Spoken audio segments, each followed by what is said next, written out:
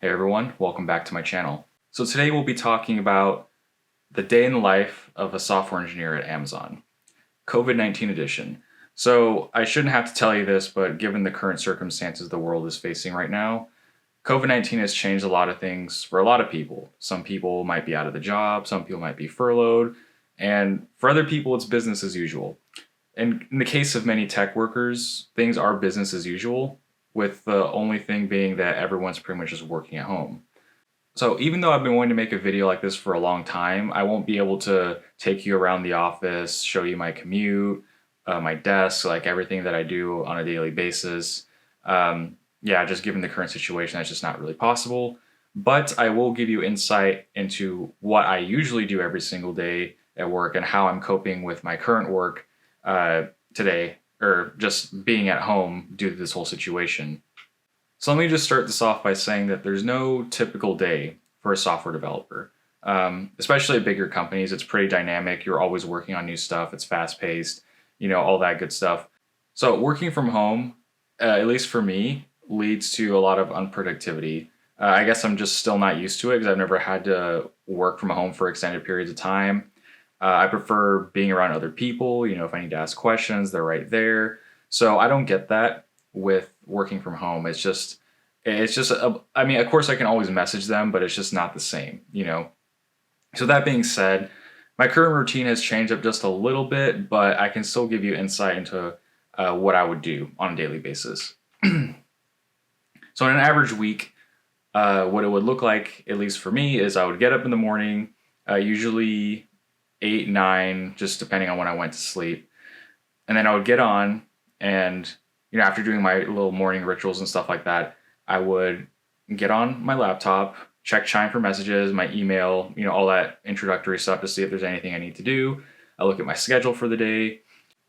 So at Amazon, I would say I spend more time doing dev work, but I also spend a pretty significant amount of my time in meetings and stand-up and other non-dev work type stuff. And this kind of goes with a lot of jobs. I feel like people think that if you're a software developer, you're always coding. That's not really the case. It can be sometimes upwards of even like 50% of your time is in meetings, and you're really only coding like a smaller portion. So that's kind of somewhat the case here. I'm not coding as much as I would like. I honestly don't really like meetings that much, but they come up every single day. It's actually gotten so bad to the point that my team actually instituted a no meetings Monday, and they aren't that good with it. They still schedule meetings, so I don't know. But yeah, so I wake up in the morning, and usually I would just do my stuff, like check the emails, and then I would figure out what tasks I want to work on today. So if I had work from the previous day that I was working on and wasn't yet finished, I'm like, okay, get back to working on that. Something with our team is that we do our own deployments. And so every sprint, there's always a secondary on-call. So secondary on-calls manage the deployments of our apps and other software. And so sometimes we need to shift things around to make sure that we have everything in place merged to our development branch so that the secondary can take from there and begin deployments. And so sometimes if I need to shift priorities, I like to know earlier in the day rather than later in the day. So that's something I want to clear the air about if I need to. Otherwise, I will just continue working on yesterday's task or pick up a new task if I already finished and then work on that. And so I usually just visit the sprint board and then look at what's in progress, what's in CR, code review, what's done, and just kind of figure out my priorities there. At this time too, if there's any hanging code reviews that need to be done or any comments that need to be addressed, I'll coordinate with the people who commented on my CRs and kind of work things out and define what exactly I need to do to actually get this code approved and then merged. And so this usually just takes up my whole morning, and unless there's a meeting scheduled, I just continue with dev work till we hit around noonish, which is lunchtime, of course. Although sometimes I do skip lunch, I will admit that.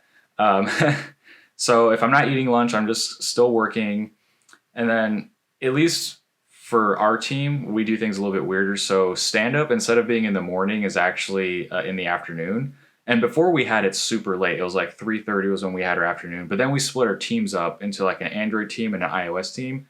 I'm iOS, so our stand up is usually at 1:30 in the afternoon. So that's kind of reasonable, I guess. But I have stand up, and then after stand up, usually there's no meetings, but sometimes there will be. So again, really every single day is different. There could be meetings scheduled in the morning after stand up. It really just depends. But yeah, after stand up, just continue with dev work until usually work till about 5 or 6, and then I just kind of chill. I mean, can't really do much after work because of the whole quarantine situation. So sometimes I just continue working. I know it's a bad habit, but that's one of the things about working from home that I've never really gotten used to is like I feel like my work life balance has actually gotten worse because now that you don't have to like physically leave an office, like you don't like tune your brain off, I guess. So I guess this kind of brings me to a little aside that I want to talk about here. If you're working from home, I think it's actually very important that you invest in a workspace. So I mean, I don't officially have a workspace. This area right here is where I play video games, but coming here sometimes kind of gives the impression that I'm at a desk because, well, I mean, it's a desk. Um, but if not, usually I have a breakfast bar just like out there that I usually work at most of the time, which is all right. It's kind of like a standing desk, but it's not the greatest setup ever. I don't have any external monitors, so to use over there. So that kind of has impacted my productivity because everything's just on my laptop. And sometimes I commit the cardinal sin of working while watching videos on YouTube. So I'm sitting on the couch and like my brain's kind of like in half like chilling out mode, but then also like in work mode. I wouldn't recommend doing this, but again, when I work from home, I don't really have too much discipline. But just like me being self-aware, I know that I probably shouldn't do these things. So I'm working on it. But yeah, if you're working from home, have a designated workspace, have an office, and let that be the area where you work. It's important to have discipline. Otherwise, your work-life balance will get even worse than if you're in an office setting. So just something to keep in mind. It's tough. It's not easy, and it's kind of funny because I've actually some companies have sent out working from home guides because most people don't work from home. So if your company does that, I would recommend that you look into it and just be very cognizant of where your time is going because when you're working from home, time can get away from you. And so, yeah, I mean, it's kind of boring. I mean, my day isn't really anything too exciting. Every day is just a mixture of dev work and meetings, and I'm always just doing dev work in between meetings. That's pretty much it. I mean, the meetings aren't entirely exciting. Usually, it's just meetings for sprint planning. So we look at tickets in our backlog and estimate how long it would take to do these, and then like we groom them, and then we put them or queue them up ready for the next sprint to take for people to take. What else? Sometimes we have meetings for other engineers. So sometimes engineers write design docs or COEs, which are like they're called correction of errors. Essentially, it's just like a report on how we messed up and how to not do it again. So sometimes we have like those like off the cuff meetings that we have to attend and kind of give feedback. So those take up a lot of time. Usually they're minimum an hour, sometimes more. And then there's on call. So for my team specifically, we have an on call rotation and it's split between like the two sub teams within our team. So we have, like I said earlier, we have an Android team and an iOS team. And so one person from each of those teams will be one at the on call. So we have on call primary and on call secondary, which I also mentioned earlier, I believe. So on call primary is the one that's on call 24/7 for a whole week, and they answer any incoming pages. They have to look into the Sev2s or the pages that come in, look at any alarms, find out the root cause, and then document their findings, resolve issues, communicate with customers, handle ad hoc, demands from like the program team, which is like another team that we work with. Yeah, it's very demanding because there's just so much to do. And then on top of all that, you have to also have answers for why, because we also have dashboards that you look at. And so for example, if like one area spikes, you have to have an answer as to why that area spikes. So it's a lot of like just looking through logs, communicating with people, about certain features. So for example, you would work with secondary, be like, okay, are you running a deployment for what specific service are you running this deployment for, and how could that impact the dashboard? It's just, it's difficult because you're expected, you're not expected to work 24/7, but at any moment in time, even if it's like 3 in the morning, you have to answer those pages. So that sucks. That's happened to me a couple times. So it's just part of being a primary. Um, but yeah, so essentially you're just on call 24/7. Any pages come in, you have to answer them immediately, and you have all these other expectations like dealing with customers and stuff like that. So it's not my favorite thing to do, but it's for only 1 week, and I think the rotation's like once every 6 weeks or something like that. So I guess it could be better, but yeah. So after you are done with primary, then you switch with secondary. So like the secondary becomes primary and the primary becomes secondary. So you just swap essentially. Um, and in between swapping, there would be like handoff meetings to explain like what you did in the last week. So there's that. And then for secondary, I mentioned this earlier, but essentially you're running deployments. So you have a bunch of deployments. Like let's say you're doing an app release for the iOS and Android app. You have to write something called an MCM, which is it's like I don't even want to say it's a report. It's just sort of like, it's like a template where you fill in exactly like what's going into to the production environment, like what changes are going in, how will this affect it, what metrics, what test cases will we use to properly test these features before pushing them all the way through our pipelines to production. And so secondary looks at what MCMs are already written and need approval, or they define exactly what new features are going to be released to production, and they write the MCMs for that. And so for the most part, it isn't too difficult considering every MCM that we've ever written has already been written before. So if you want one, you just kind of have to look into our completed MCMs and find a template and then just kind of like copy and paste like what makes sense. But even then, it's still kind of a time-consuming process.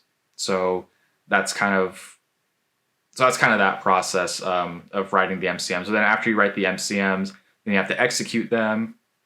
And essentially, you have to, I mentioned earlier with the pipelines, you have to test the code. So you push it from like beta to gamma, and then from gamma, you start pushing it into Bravehearts, which is like an intermediate area, like before production, where you test and it goes to different regions.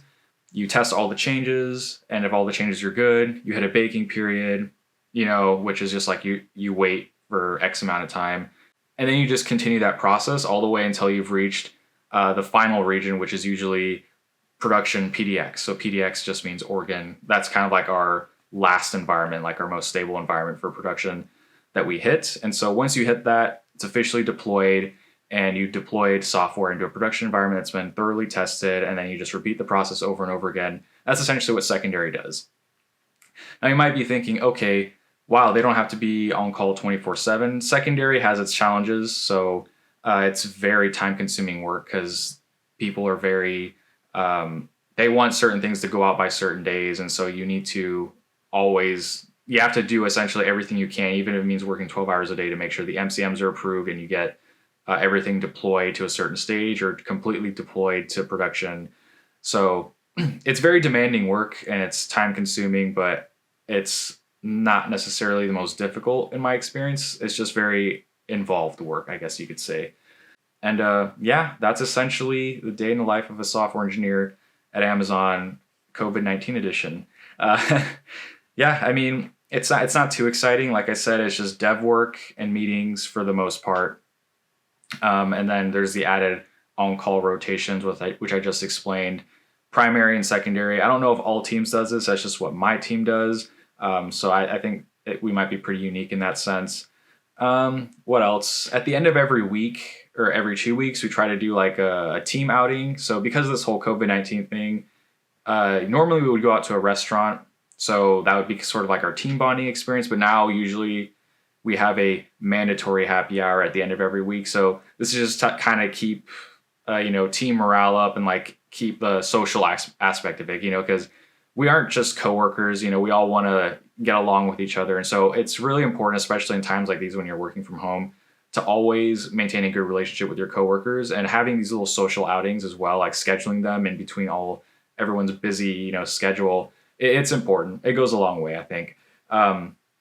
So yeah, other than that, that's pretty much what I do at Amazon. It's difficult work. It's interesting. But that's just what I do every day. So it's Been a bit more difficult working from home, but I've been getting used to it. It's the new norm now, for the foreseeable future at least. So yeah, with that being said, if you guys enjoyed this video, leave a like and subscribe. Comments, let me know how your work from home situation is going. I'd really like to hear it. And with that being said, I'll see you guys in the next one.